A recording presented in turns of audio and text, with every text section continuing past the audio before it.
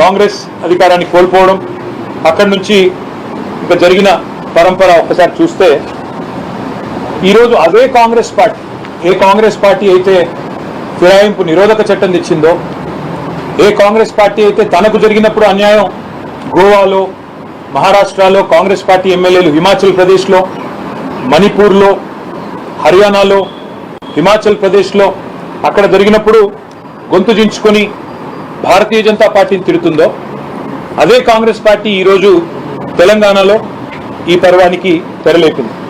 మీరు చూసినట్టయితే తెలంగాణలో ఒక రంగుల కళ లాంటి సినిమాని తెలంగాణ ప్రజలకు కాంగ్రెస్ పార్టీ చూపెట్టించారు. 6 గ్యారంటీలు అన్నారు, 100 రోజుల్లో అయిపోతుందన్నారు. మొత్తం 100 రోజుల్లో ప్రతి మహిళకి 1,67,00,000 మంది మహిళలకి నెలకు 2,500 ఇస్తామన్నారు. ప్రతి వృద్ధుడికి వృద్ధురాలికి నెలకు 4,000 రూపాయల పెన్షన్ ఇస్తామన్నారు. 2 లక్షల ఉద్యోగాలు సంవత్సరం లోపల భర్తీ చేస్తామన్నారు, ప్రభుత్వ ఉద్యోగాలు. అదే మాదిరిగా రైతులకు రుణమాఫీ, కేసీఆర్ గారు రైతు బంధు 10,000 ఇస్తే మేము 15,000 ఇస్తామని, ఇంకా చాలా చాలా ఇట్లా 420 అడ్డగోలు హామీలు ఇచ్చి, నోటికొచ్చిన వాగ్దానాలు ఇచ్చి కాంగ్రెస్ పార్టీ అధికారంలోకి వచ్చిన విషయం మనందరికీ తెలుసు. కానీ ఈరోజు కాంగ్రెస్ అధికారంలోకి వచ్చి సరిగ్గా 7 నెలలు నుండి 8వ నెలలో అడుగుపెట్టింది. మరి 6 గ్యారంటీలు పోయినాయి, వాటికి మంగళం పాడారు.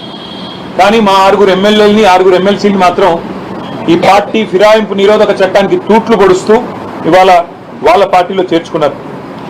రుణమాఫీ ఎక్కడో పోయింది, రైతు భరోసాకి అతి లేదు గతి లేదు. అందుకే ఇవాళ కాంగ్రెస్ పార్టీ చేస్తున్న దివాలాకోరు రాజకీయం ఏదైతే ఉందో పార్టీ ఫిరాయింపుల విషయంలో, దాన్ని జాతీయ స్థాయిలో ఎండగట్టడానికే ఢిల్లీకి వచ్చాం.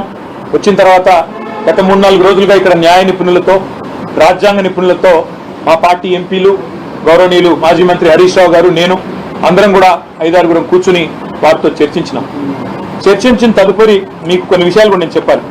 వాళ్ళు ఎంత నిస్సిగ్గుగా, ఎంత నిర్లజ్జగా కాంగ్రెస్ ముందుకు పోతుందంటే, స్వయంగా ముఖ్యమంత్రి Revanth Reddy Telangana CM gets AICC nod to induct more BRS MLAs అంటే, ఇక్కడికి వచ్చి వాళ్ళ అధిష్టానం అనుమతి తీసుకొని మరిన్ని ఫిరాయింపుల్ని ప్రోత్సహించడానికి రేవంత్ రెడ్డి గారు ముందుకు పోతున్నారు. అందుకే ఢిల్లీ ఎందుకు వచ్చాము అంటే, పాత్రధారి హైదరాబాద్లో ఉన్నారు కానీ సూత్రధారులు ఇక్కడ ఉన్నారు, ఢిల్లీలో ఉన్నారు.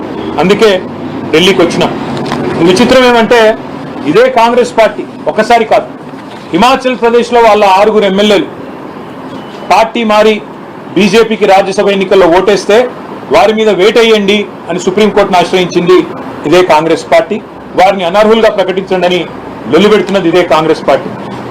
సుప్రీంకోర్టు దాకా వెళ్ళి ఒక ఎమ్మెల్యే గారు మణిపూర్లో ఆనాడు శ్యామ్ నాయక్ అనే ఎమ్మెల్యే, శ్యామ్ కుమార్ అనే ఎమ్మెల్యే బీజేపీలో చేరి మంత్రి పదవి తీసుకుంటే ఆయన అనర్హుడుగా ప్రకటించేదాకా సుప్రీంకోర్టులో కూడా పిటిషన్లు వేసి కొట్లాడి ఫైనల్గా సుప్రీంకోర్టు నుంచి కూడా తీర్పును తీసుకొచ్చింది కాంగ్రెస్ పార్టీ.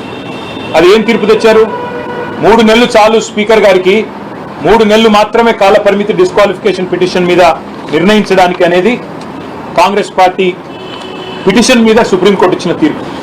హర్యానాలో ఒక కాంగ్రెస్ ఎమ్మెల్యే కిరణ్ చౌదరి గారు బీజేపీలోకి పోతే అక్కడ స్పీకర్కు పిటిషన్ ఇచ్చారు, న్యాయ పోరాటం చేస్తున్నారు, వారిని అనర్హులుగా ప్రకటించాలి. మహారాష్ట్రలో కాంగ్రెస్ ఎమ్మెల్యేల మీద బీజేపీ పడితే, అక్కడ ఏక్నాథ్ షిండే గారి శివసేన పడితే, అక్కడ ప్రదేశ్ కాంగ్రెస్ కమిటీ అధ్యక్షుడు బాలాసాహెబ్ తొరాట్ గారు అంటారు, సామధాన భేద దండోపాయాలు ప్రయోగించి ఈ రాష్ట్ర ప్రభుత్వం మా ఎమ్మెల్యేలను గుంజుకుంటుందని చెప్తారు. ఇక రాహుల్ గాంధీ గారు అయితే మరింత విడ్డూరం. ఆయన గోవాలో తమ కాంగ్రెస్ పార్టీ అభ్యర్థులతో శపథాలు చేయించారు. మీరు గెలిస్తే ఎమ్మెల్యేలు అవుతే మేము రేపు పార్టీ మారము అని శపథాలు కూడా చేయించినారు. ఇక చెప్పుకుంటూ పోతే ఇంకా వింతలు విడ్డూరాలు చాలా ఉన్నాయి. ముఖ్యంగా ఆయన సిద్ధరామయ్య గారు, ఆయన అంటారు 50 కోట్లు ఇస్తున్నారు కర్ణాటకలో కాంగ్రెస్ ఎమ్మెల్యేలకు, బీజేపీలో లాక్కుంటున్నారు అని సిద్ధరామయ్య గారు ఆయన కూడా ఒక స్టేట్మెంట్ ఇచ్చారు. ఇది స్పీకర్ గారు ఇచ్చిన తీర్పు, సుప్రీంకోర్టు స్పీకర్కి ఇచ్చిన తీర్పు. Speaker needs only 3 months to decide, అంతకంటే ఎక్కువైతే సుప్రీంకోర్టు తీర్పును ఉల్లంఘించినట్టు అవుతుంది. మేము దానం నాగేందర్ గారి మీద ఇచ్చిన పిటిషన్ మార్చి 18 నాడు ఇచ్చాం. జూన్ 18 కల్లా స్పీకర్ గారు తేల్చి ఉండాలి, తేల్చలేదు. మేము హైకోర్టుకు పోయాము, హైకోర్టులో ఇవాళ ఆ పిటిషన్ విచారణలో ఉంది. హైకోర్టులో న్యాయం జరుగుతుంది అనే బలమైన నమ్మకం మాకుంది. ఒకవేళ జరగకపోతే తప్పకుండా సుప్రీంకోర్టుకు వచ్చే ఆలోచన కూడా మాకుంది. ఇంకా విచిత్రమైన విషయం, రాహుల్ గాంధీ గారు ఆయన పార్టీ ఇది హైదరాబాద్ వేదికగా, తుక్కుగూడ వేదికగా జాతీయ మేనిఫెస్టో, కాంగ్రెస్ పార్టీ యొక్క జాతీయ మేనిఫెస్టో న్యాయపత్ర అనే పేరిట తెలంగాణలో ఆవిష్కరించారు.